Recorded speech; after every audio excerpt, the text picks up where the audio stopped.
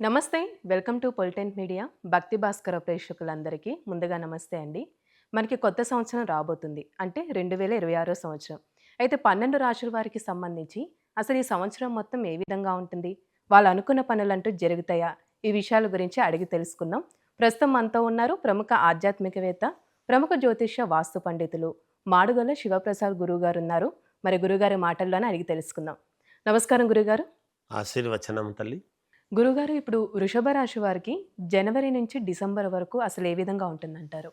శ్రీ మహాగణాధిపతయ నమ. ఐం మహాసరస్వత్యే నమ. శ్రీ లలితాంబికాదేవియే నమ.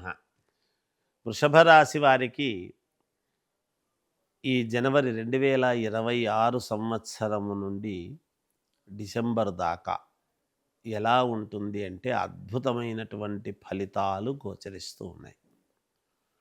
వీళ్ళ మాటకు పట్టు దొరకటము, చెప్పిన మాట చెప్పింది చెప్పినట్టుగా అందరూ కూడా వినటము, ఒక వ్యవస్థనంతా కూడా ఒక తాటి మీదకి తీసుకొచ్చి నడిపించగలిగినటువంటి సామర్థ్యము వీళ్ళల్లో ఏర్పడటము. ఒక వ్యవస్థలో ఎంతోమంది పని చేస్తూ ఉంటారు. ఒక ఇంట్లో కావచ్చు, అది మన వ్యవస్థలు ఉండేవాళ్లే కాదు, ఒక ఇంటినైనా కూడా చక్కదిద్దుకోవాల్సినటువంటి అవసరం ఉంది కదా. ఇంట్లో ఉండేటువంటి వాళ్ళందరినీ కూడా ఒక తాటి మీదకి తీసుకురావటం అనేది కూడా చాలా కష్టం. అలాంటివన్నీ కూడా వీళ్లకు వెన్నతో పెట్టినటువంటి విద్యలాగా అవలీలగా చేయగలుగుతారు ఈ సంవత్సరం. వీళ్ళ మాటకు విలువ పెరుగుతుంది. వీళ్ళు చేసేటువంటి పనులకు యోగం అనేటువంటిది తోడవబోతూ ఉన్నది. గ్రహస్థితులు అంత అనుకూలముగా ఉండటము జరుగుతూ ఉన్నాయి వృషభ రాశి వాళ్లకు. అసలు మేమేమిటి, గతంలో ఇన్ని ఇబ్బందులు పడ్డాము, ఈ సంవత్సరము వీళ్ళ ఆనందానికి సంతోషానికి అవధులు అనేటువంటివి ఉండవు. ఆకాశమంత ఆనందము ఉండవచ్చును, భూదేవంత సంతోషముగా వీళ్ళు తిరగవచ్చును గాక ఆనందంతో. అలాంటి పరిస్థితులు ఉన్నాయి వీళ్ళకు. గ్రహస్థితులు అలా అనుకూలంగా ఉన్నాయి. ఏ పని అనుకున్నా సజావుగా జరగటం, అనుకున్నది అనుకున్నట్టుగా పూర్తి చేసుకోవటం, దేవాలయాల విషయాలలో ఆలయాలకు వెళ్ళటము కానీ, ఆలయాలకు సంబంధించినటువంటి పనులు వీళ్ళు చేయటము కానీ, ఎంతో కొంత వీళ్ళ యొక్క దాతృత్వపు గుణాన్ని చాటుకోవటము కానీ, అన్నదానాలు, హోమ కార్యక్రమాలు, పూజల్లాంటి వాటిల్లో పాల్గొనడం లాంటివి, అంతేకాకుండా క్షేత్ర దర్శనాలు, ఏదైనా క్షేత్రాలు అవి ఇవి దర్శించుకోవటము, ఇంట్లో శుభకార్యాలకు సంబంధించినటువంటి నిర్ణయాలు నిక్కచ్చిగా తీసుకోవటము. ఒక్కోసారి అంతమంది కాదు అన్నటువంటి పనిని వీళ్ళు చేసి, చూడు నేను చెప్పింది కరెక్టు అని చేసి చూపించేటువంటి యోగం వీళ్ళకు జరగబోతూ ఉన్నది అనేది చెప్పవచ్చును. అతి ముఖ్యముగా చెప్పాలి అంటే ఆకస్మిక ధనలాభం. అంటే భూములలో ఉండేటువంటి నిధి నిక్షేపాలు లాంటివి దొరకటం ఈ రాశి వాళ్ళకు. అంటే అంత ధనము రావటము కానీ, దొరకటము కానీ, అదృష్టము కొద్దీ బయటపడటము కానీ లేదు. వీళ్ళకు ఉన్నట్టుండి ఏదో ఒక రకమైనటువంటి ఇది మేలు జరగటం అనేటువంటిది ఉంటుంది ఈ సంవత్సరం. గ్రహస్థితులు అంత అనుకూలముగా ఉండబోతున్నాయి. వీళ్ళు పొలిటికల్ కెరీర్లో ఒకవేళ మేము ఒక ఉన్నతమైనటువంటి స్థితికి వెళ్ళాలి అని అనుకునేటువంటి వాళ్ళు కూడా తప్పకుండా వీళ్ళ ఆశయం నెరవేరుతుంది.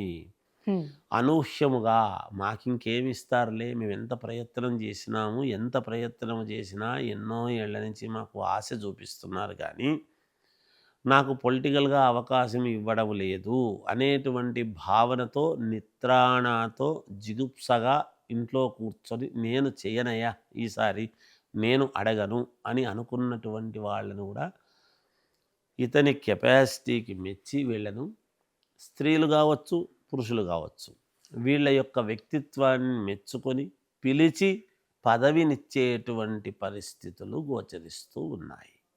అయితే గురువుగారు, ఈ రాశి వారికి సంబంధించి వ్యాపారంలో పెట్టుబడులు అంటే పెట్టచ్చు అంటారా? అంటే ఇప్పుడు రియల్ ఎస్టేట్ రంగానికి సంబంధించి అనుకోవచ్చు, చేయొచ్చు అంటారా? ఇక్కడ ఒక మాట చెప్పాలమ్మా. ఈ రాశి వాళ్లకు రియల్ ఎస్టేట్ రంగంలో పెట్టడము కంటే కూడా హ్మ్. మిగతా వ్యాపారాల్లో దేంట్లోనన్నా పెడితే వీళ్ళకు రాణింపు అనేది ఉంటుంది. మరి మాకు రియల్ ఎస్టేట్ తప్ప వేరే తెలియదు అని అనుకునేటువంటి వాళ్లకు జాగ్రత్తలు తీసుకోవాల్సిన అవసరం ఉంది. ఎటువంటి చోట పెడితే కలిసి వస్తుంది, వాళ్ళ జాతక ప్రకారముగా ఎక్కడ పెడితే మేలు అనేది ఎవరికి వాళ్ళు చూసుకొని పెట్టాల్సి వస్తుంది. హ్మ్. ఈ రాశి వాళ్ళు మొత్తం రియల్ ఎస్టేట్లోనే ఉండరు కదా, అవును. కనుక అలా కుదరదు.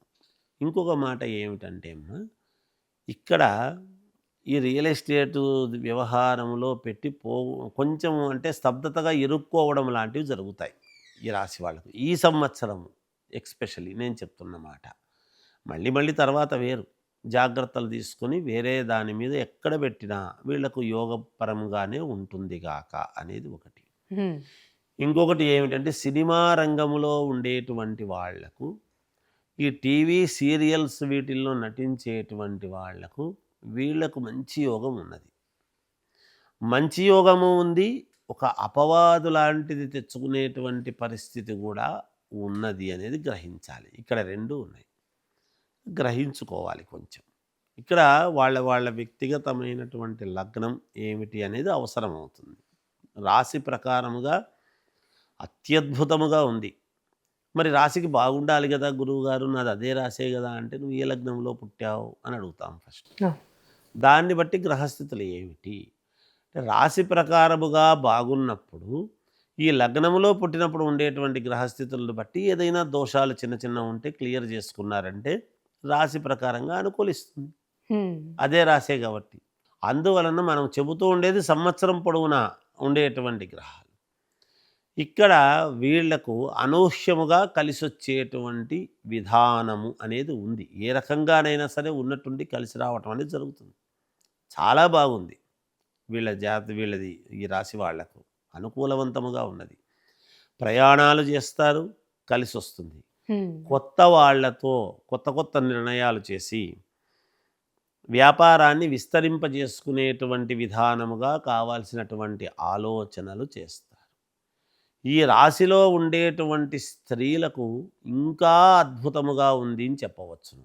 వాళ్ళదే పైచేయి, వాళ్ళ ద్వారానే ఇల్లు మొత్తము నడవటమే కాకుండా వ్యవస్థలు కూడా కొన్ని వాళ్ళ ద్వారానే నడుస్తాయి.